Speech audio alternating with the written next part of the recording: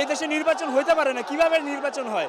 এই ৮ আসন যেখানে হাদি ভাই ঘুরে বেড়াতো সেখানে এখন সে নাই, নির্বাচন আমরা কিভাবে মেনে নেই? কেন জাবের ভাইকে গুলি করা হলো? আমরা অবশ্যই এটা বিচার চাই। হাদি ভাইয়ের বিচার নিশ্চিত করে আমরা এরপরে যাব। হাদি ভাইয়ের জন্য আমরা জীবন দেব ইনশাআল্লাহ ইনশাআল্লাহ। ওর বাবা মাকে ধরা হয়েছে, ওর বাবা মা আমাকে ফাঁসি দেওয়া হোক, ঠিক আছে? আর যেন কেউ এই দেশের নোংরা রাজনীতি করতে না পারে, আমরা এটা চাই। সন্তানের অপরাধে কি বাবা মাকে ফাঁসি দেওয়া যায়? আমার সন্তান যে জন্ম দিচ্ছে তার ফাঁসি হওয়া উচিত। সেটা কি বাংলাদেশের আইন পারমিট করে? বাংলাদেশের আইনকে বিশ্বাসটা কে করে?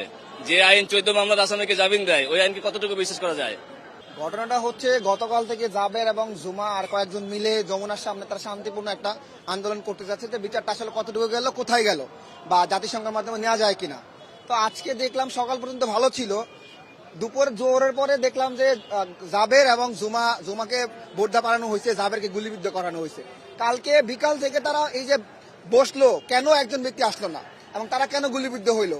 মাঝখানে হাদি ভাই গুলিবিদ্ধ হয়েছে, কি হয়েছে, কারা করলো, কেন হইলো, এর পিছনে কারা, কিছু জানা হলো না। কিন্তু মুসাব্বির তো ফার্ম কেটে গুলিবিদ্ধ হইলো, তার আসামি ধরা পড়লো।